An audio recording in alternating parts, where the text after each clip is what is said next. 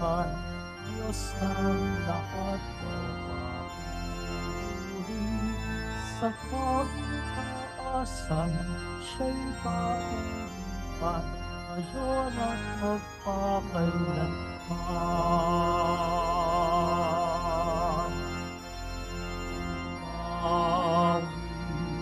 Ang daigdigan, lahat ng naroroon. Awit ang sangkatauhan, purihin ang Panginoon.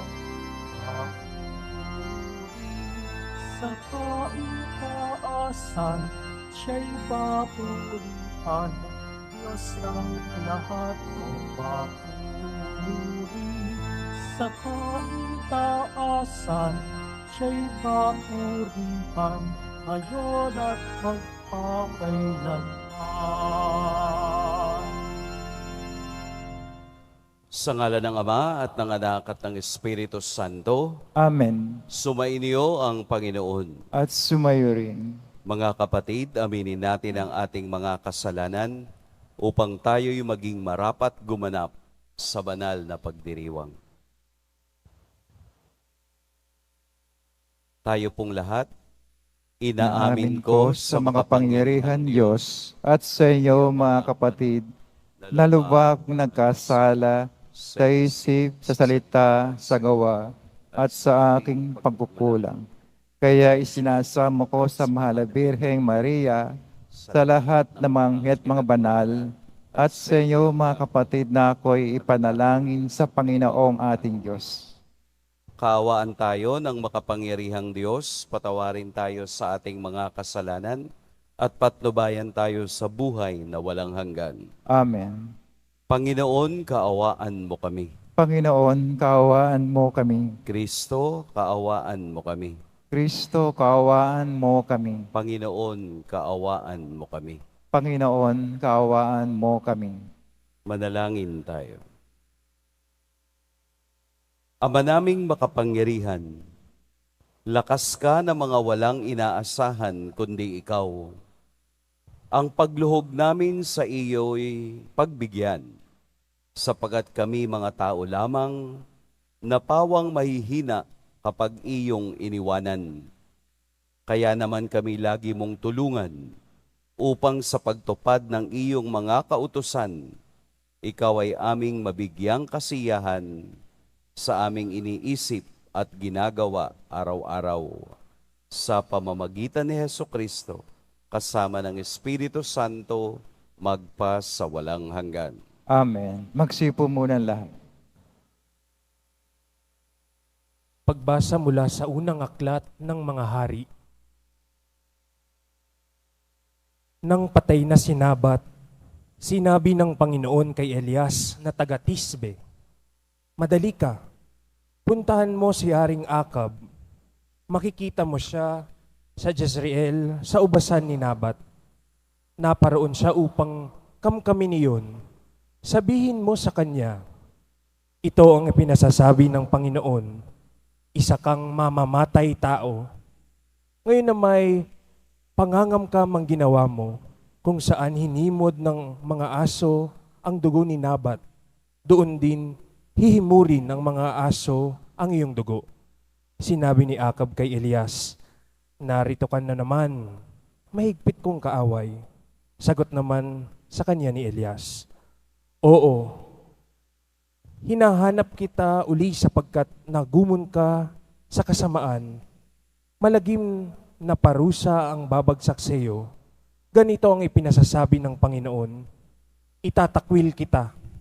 Lilipulin ko ang mga anak mong lalaki, matanda at bata. Parurusahan kita tulad ng ginawa ko sa angkan ni Jeroboam na anak ni Nabat at sa angkan ni Baasa na anak ni Ahiyas, sapagkat ako'y ginalit mo at ibinulid mo ang Israel sa pagkakasala. Ito naman ang sumpa laban kay Jezebel. Kakanin siya ng mga aso sa nasasakupan ng Jezreel. Sino man ang sa angkan ni Akab ang mamamatay sa bayan ay kakanin ng mga aso. Sino mang mamamatay sa bukid ay kakanin ng mga uwak. Dahil sa mga sulsol ni Jezebel, nagumon si Acab sa paggawa ng masama sa paningin ng Panginoon. Sumamba rin siya sa mga Diyos-Diyosan gaya ng mga Amoreo na pinalayas ng Panginoon pagdating ng bayang Israel sa lupaing iyon. Nang marinig ni Acab ang mga sinabi ng propeta, ginawak niya ang kanyang damit, nagsuot ng sako at di hinubad iyon kahit sa pagtulog. Nag-ayuno siya bilang tanda ng malaking kalungkutan, kaya't sinabi ng Panginoon kay Elias, "Hindi mo ba napansin kung paano nagpakababa sa harapan ko si Acab? Sapagkat nagpakababa siya, hindi ko itutuloy ang parusa sa kanya habang siya'y nabubuhay. Ngunit pagkamatay niya, parurusahan ko ang kanyang angkan." Ang salita ng Diyos. Salamat sa Diyos. Poon, iyong kaawaan, kaming sa iyo'y nagsisuway. Poon, iyong kaawaan, kaming sa iyo'y nagsisuway. Ako'y kaawaan o mahal kong Diyos, sang-ayon sa iyong kagandahang loob. Mga kasalanan ko'y iyong pawiin, ayon din sa iyong pag-ibig sa akin. Hugasan mo sana ang aking karumhan, dalisayin mo ang aking kasalanan. Poon, iyong kaawaan, kaming sa iyo'y nagsisuway. Ang pagsalansang ko ay kinikilala, laging nasa isip ko at alaala. Sa iyo lang ako nagkasalang tunay, at ang nagawa ko'y di mo nagustuhan. Poon, iyong kaawaan, kaming sa iyo'y nagsisuway. Ang kasalanan ko'y iyon ang limutin, lahat kong nagawang masamay pawiin. Ingatan mo ako, Diyos kong manunubos, ang pagliligtas mo'y galak kong ibabantog. Poon, iyong kaawaan, kaming sa iyo'y nagsisuway. Tumayo na po ang lahat.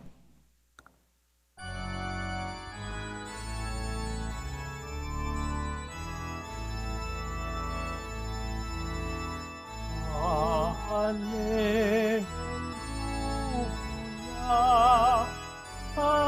hallelujah, hallelujah,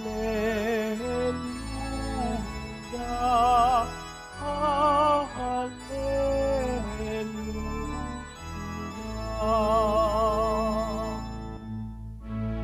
Bagong Diyos ni Kristo, magbibigay sana kayo, katulad ng pag-ibig ko. Hallelujah, hallelujah, hallelujah, hallelujah.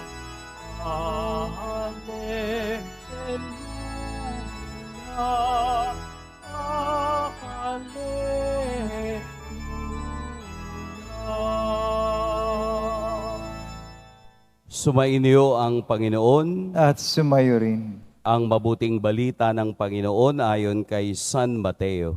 Papuri sa iyo, Panginoon.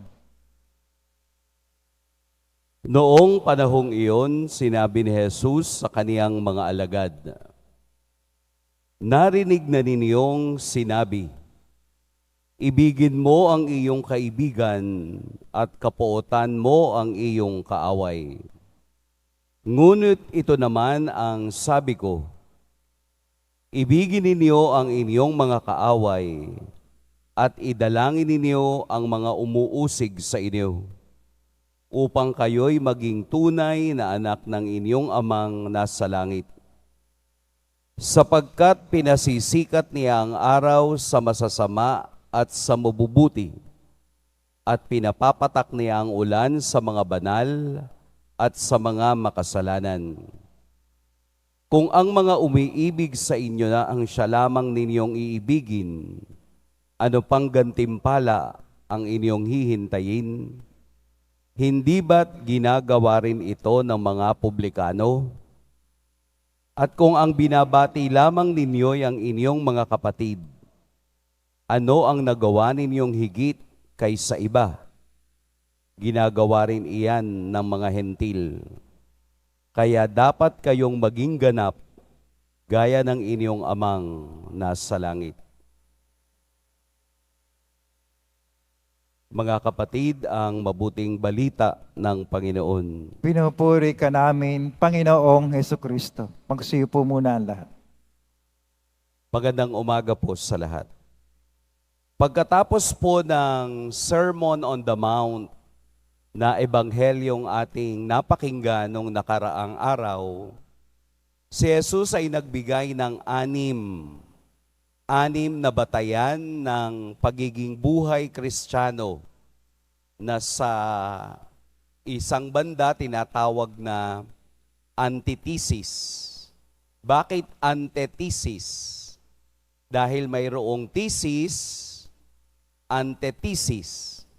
Ito ang sinasabi, pero ito naman ang sinasabi ni Jesus na contrast o opposite doon sa sinasabi.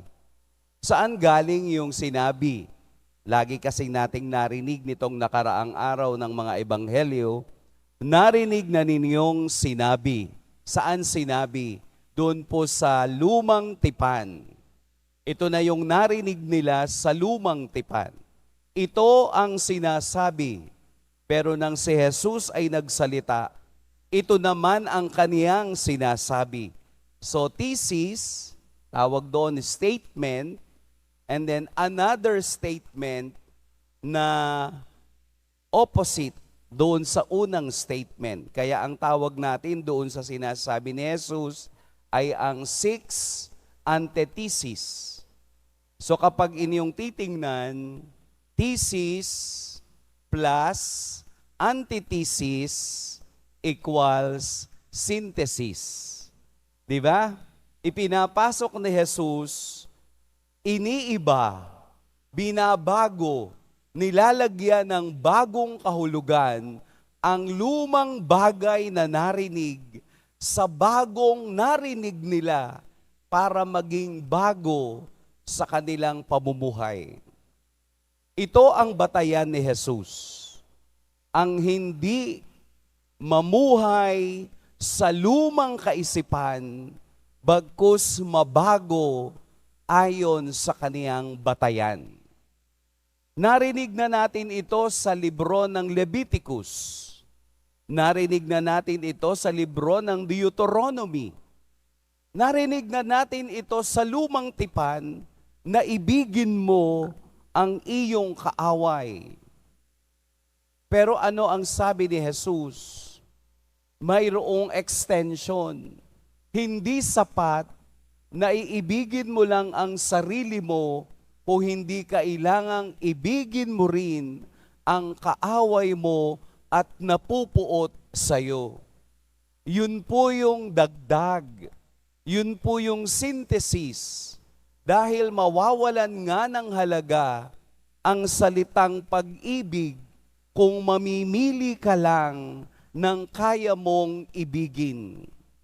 Mas totoo palang pag-ibig kung iibig ka sa kaaway mo at napupuot sa'yo. Mahirap gawin, pero ito po yung tinatawag na radical love. Kaya tinawag na radical love, radix.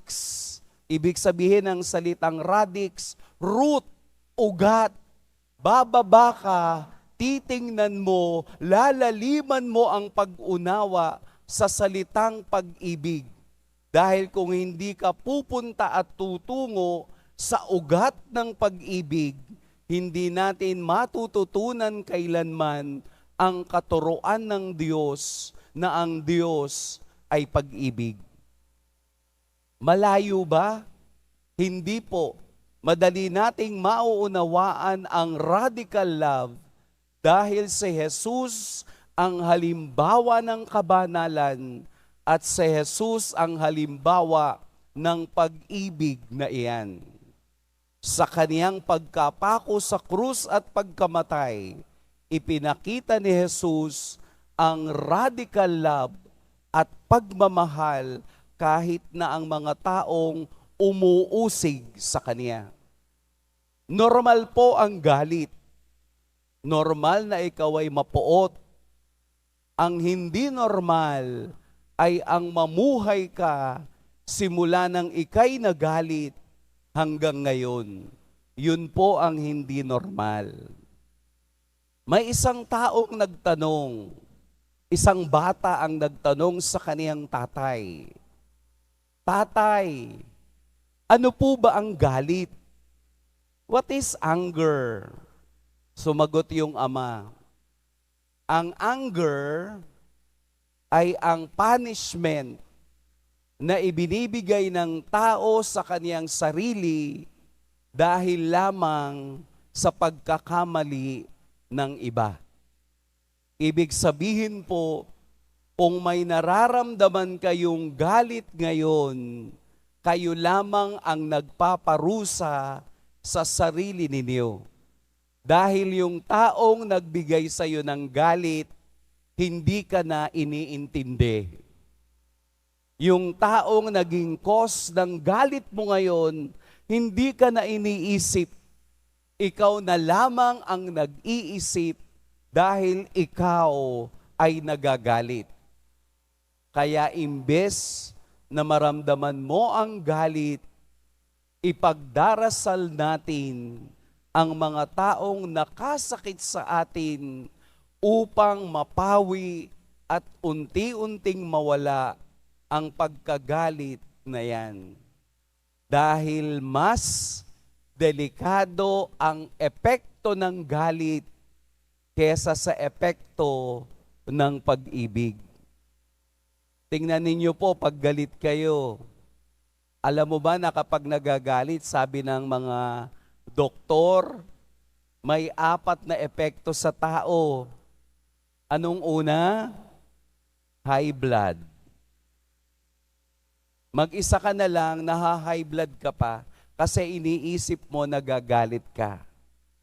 Ikalawang epekto, nagkakaroon ka daw po ng insomnia kasi hindi ka makatulog dahil sa galit na iniisip mo. Pangatlo, nagkakaroon daw po ng stomach problem ang taong nagagalit. Lalo-lalo yung panglima, nagkakaroon po ng sakit sa puso. Huwag niyong ipakitang kayo'y nagagalit kasi may mga taong salbahe. Habang nakikita kang nagagalit, gagalitin ka para mamatay ka sa galit. Pero baliktarin natin bilang Kristiyano, kapag ika'y ginagalit, ngitian mo, patawarin mo, at ipagdasal mo. Babaliktarin natin ang sitwasyon upang yung nagagalit naman ang hindi makaunawa ng tunay na pag-ibig. Sapagkat ang taong namumuhay sa salita ni Kristo ay palaging nagmamahal anumang oras ng kaniyang buhay. Magagalitin ka ba? Daanin natin sa dasal. Magagalitin ka ba? Inom ka lang ng tubig. Magagalitin ka ba? Magsimba ka. Magagalitin ka ba? Tumingin ka sa ating Poong Jesus Nazareno. Gawin mong paraan ang Diyos. Mahalin at yakapin ang Diyos at sumama sa Diyos sa pagpapakita at pag-unawa ng radical love. Kita nyo na si Pope Francis, no? Ang kaniyang pagmamahal ay pantay-pantay. Dahil matututunan natin sa Diyos na ang tunay na pagmamahal ay pagmamahal sa lahat at walang batayan ng emosyon ng tao. Sapagkat ang pananampalatayang nakaugat sa Diyos ay kasamang paglago sa ating buhay Kristiyano. Maisabuhay, maibahagi, maipadama ang pag-ibig ng Diyos sa lahat. Pagpalain tayo ng poong may kapal. Tumayo na po ang lahat.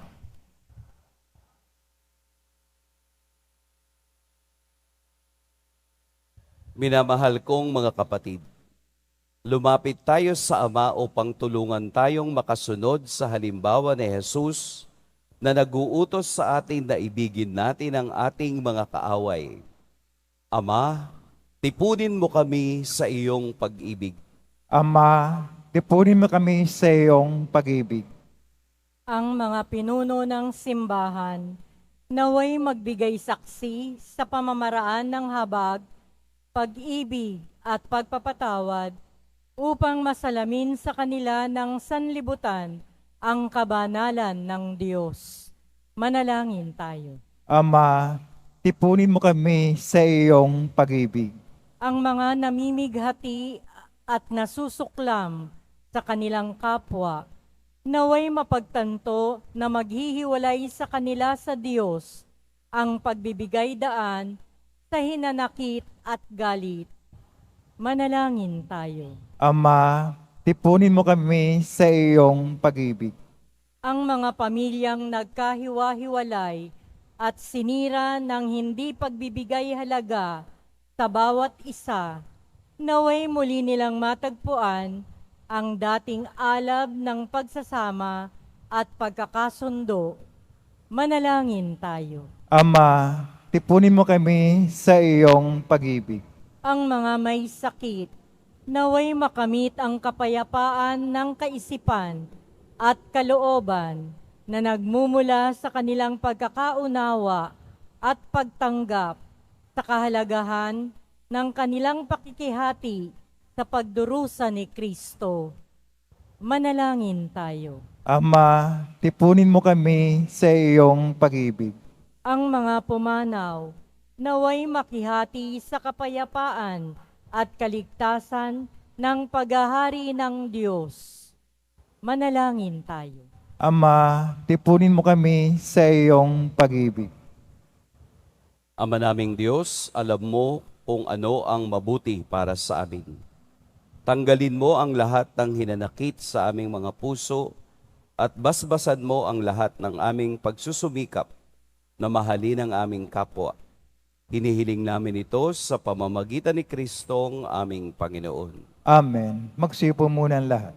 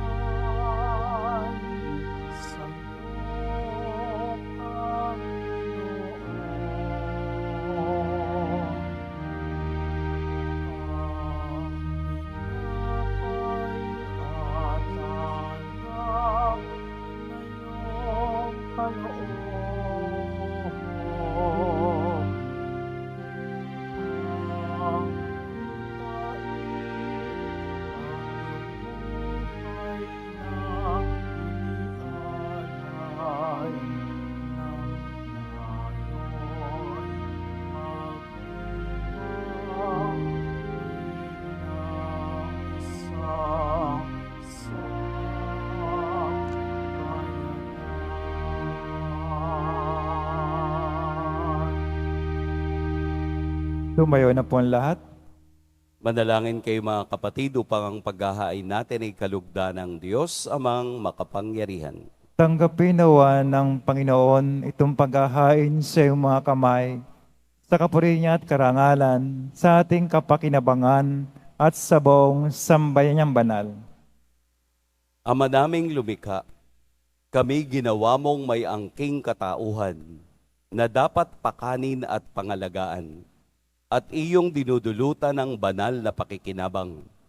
Ipagkaloob mong kami huwag magkulang sa mga inuukol mo sa aming kapakanan sa pamamagitan ni Hesukristo kasama ng Espiritu Santo magpa sa walang hanggan. Amen. Sumainyo ang Panginoon. At sumayo rin. Itaas sa Diyos ang inyong puso at diwa. Tinaas na namin sa Panginoon. Pasalamatan natin ang Panginoong ating Diyos. Marapat na siya ay pasalamatan. Ama naming makapangyarihan, tunay ngang marapat na ikaw ay aming pasalamatan. Pinagbibigyan mong ito'y aming maihayag, kahit na ito'y walang anumang maidaragdag, sa kadakilaang sa iyo ay likas. Sa pagpupuri dami ang nakikinabang, ay kami rin iyong pinakikiharapan sa pamamagitan ng iyong anak na minamahal. Kaya kaisa na mga anghel na nagsisiawit ng papuri sa iyo, nang walang humpay sa kalangitan, kami nagbubunyi sa iyong kadakilaan. Santo, Santo, Santo, Panginoon Diyos ng mga hukbo, napupuno ang langit at lupa ng kadakilaan mo, o sana sa kaitaasan. Pinagpala na paririto sa ngalan ng Panginoon, o sana sa kaitaasan. Magsilod po ang lahat. Ama naming banal, ikaw ang bukal ng tanang kabanalan. Kaya't sa pamamagitan ng iyong Espiritu, gawin mong banal ang kaloob na ito upang para sa amin maging katawan at dugo ng aming Panginoong Heso Kristo. Bago niya pinagtiis ang kusang loob na maging handog, hinawakan niyang tinapay, pinasalamatan kaniya, pinaghati-hati niya iyon, iniabot sa kaniyang mga alagad at sinabi, "Tanggapin ninyong lahat ito at kanin, ito ang aking katawan na ihahandog para sa inyo."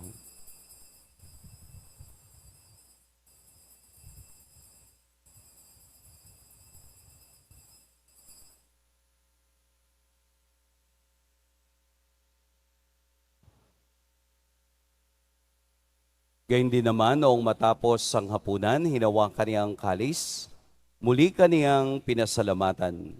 Inabot niya ang kalis sa kaniyang mga alagad at sinabi, "Tanggapin ninyong lahat ito at inumin. Ito ang kalis ng aking dugo, ng bago at walang hanggang tipan, ang aking dugo na ibubuhos para sa inyo at para sa lahat, sa kapagpapatawad ng mga kasalanan. Gawin ninyo ito sa pag-alala sa akin."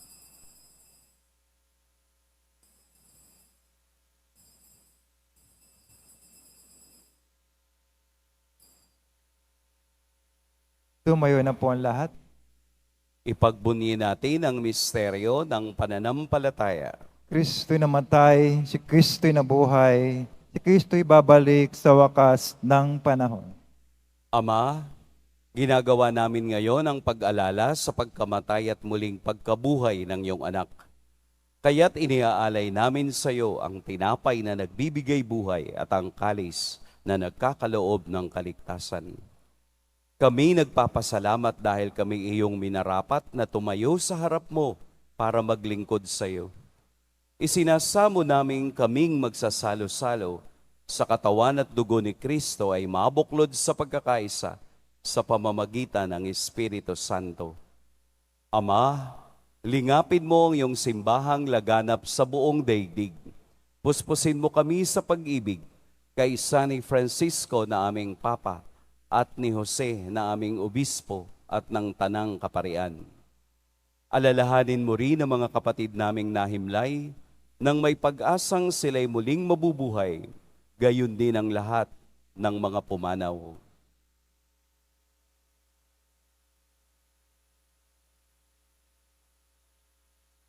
Kaawaan mo sila at patuloyin sa iyong kaliwanagan. Kaawaan mo at pagindapating kaming lahat na makasalo sa iyong buhay na walang wakas. Kaisa ng mahal na Birheng Maria na ina ng Diyos, ng kabiyak ng puso niyang si San Jose, kaisa ng mga apostol ni San Juan Bautista, at ng lahat ng mga banal na namuhay dito sa daigdig ng kalugod-lugod sa iyo, maipagdiwang nawa namin ang pagpupuri sa ikararangal mo sa pamamagitan ng iyong anak na aming Panginoong Heso Kristo. Sa pamamagitan ni Kristo, kasama niya at sa Kanya, ang lahat ng parangal at papuri sa iyo, Diyos, Amang makapangyarihan, kasama ng Espiritu Santo, magpa sa walang hanggan. Amen. sa tagubili ng nakagagaling na utos at sa turo ni Jesus na Panginoon natin at Diyos, ipahayag natin ng lakas loob. Ama namin, Sumasalangit ka, sambahin ang ngalan mo, mapasa amin ang kaharian mo, sundin ang loob mo dito sa lupa para nang sa langit. Bigyan mo kami ngayon ng aming kakanin sa araw-araw at patawarin mo kami sa aming mga sala para ng pagkapatawad namin sa nagkakasala sa amin. At huwag mo kami pahintulot sa tukso at yadya mo kami sa lahat ng masama. hinihiling namin kami iadya sa lahat ng masama. Pagkalooban ng kapayapaan araw-araw, iligtas sa kasalanan at ilayo sa lahat ng kapahamakan. Samantalang aming pinananabikan ang dakilang araw ng pagpapahayag ng tagapagligtas naming si Heso Kristo. Sapagkat iyo ang kaharian at ang kapangyarihan at ang kapurihan magpakailanman. Amen. Panginoong Jesucristo, sinabi mo sa iyong mga apostol, kapayapaan ang iniiwan ko sa inyo, ang aking kapayapaan ang ibinibigay ko sa inyo. Tunghayan mo ang aming pananampalataya at huwag ang aming pagkakasala. Pagkalooban mo kami ng kapayapaan at pagkakaisa ayon sa iyong kalooban, kasama ng Espiritu Santo, magpa sa walang hanggan. Amen. Ang kapayapaan ng Panginoon naway laging sumainiyong lahat. At sumayo rin. Magbigayan kayo ng kapayapaan sa isa't isa. Kordero ng Diyos na nag-aalis ng mga kasalanan ng sanlibutan, maawa ka sa amin. Kordero ng Diyos na nag-aalis ng mga kasalanan ng sanlibutan, maawa ka sa amin. Kordero ng Diyos na nag-aalis ng mga kasalanan ng sanlibutan, ipagkaloob mo sa amin ang kapayapaan. Magsilod po lahat. Narito si Jesus ang karurukan ng pag-ibig at pagpapatawad. Ito ang kordero ng Diyos. Ito ang nag-aalis ng mga kasalanan ng sanlibutan. Mapapalad ang inaanyayahan sa kaniyang piging. Panginoon, hindi ako karapat-dapat na magpatuloy sa iyo, ngunit sa isang salita mo lamang ay gagaling na ako.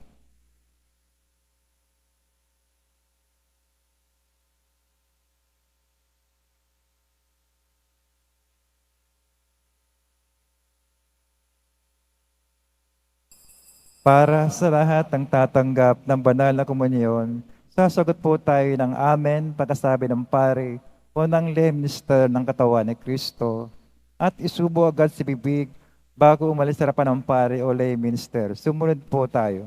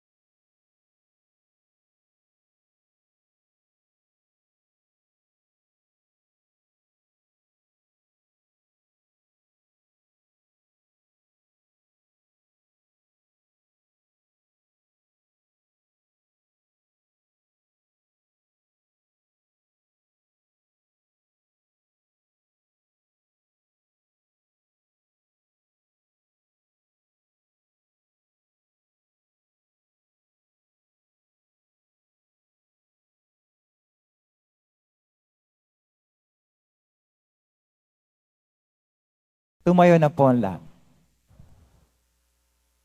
Manalangin tayo. Ama naming mapagmahal, ang pinagsaluhan naming banal na pakikinabang na nagpapahiwatig ng iyong pakikiisa sa tanang naritong nakikipagdiwang ay magdulot nawa ng pagkakaisa sa iyong sambayanan sa pamamagitan ni Hesukristo kasama ng Espiritu Santo magpa sa walang hanggan. Amen. Sumainyo ang Panginoon. At sumayo rin. Yumuko kayo para sa pagbabasbas. Mahal na poong Jesus Nazareno, inihayag mo sa pamamagitan ng krus ang walang maliw na pag-ibig ng Diyos sa sangkatauhan. Pakinggan mo po ang kahilingan ng iyong angkan na nagsusumamo sa iyo. Makamtan nawa nila ang iyong katugunan at tanggapin ang kasagutan na may utang na loob na tinatanaw. Basbasan din po ninyo ang mga daladala nilang mga imahen at dasalan. Sa pamamagitan ng bendisyon na ito, naway maalala nila ang mga pangako nila noon sa binyag, na ikaw ang kanilang iibigin at paglilingkuran bilang Panginoon, magpa sa walang hanggan. Amen. At pagpalain kayo ng makapangyarihan at mapagmahal na Diyos, ang Ama at Anak at Espiritu Santo. Amen. Tapos na ang ating pagdiriwang, humayo kayong taglayang kapayapaan ng poong Jesus Nazareno. Salamat sa Diyos.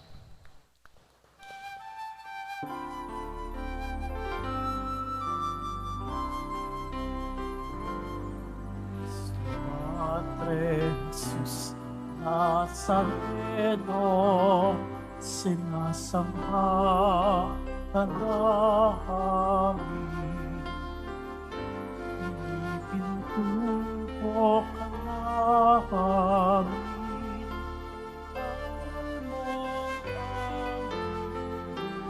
Ay at kaligtasan, Cristo Padre Jesus Nazareno, iligtas mo kami sa kasalanan.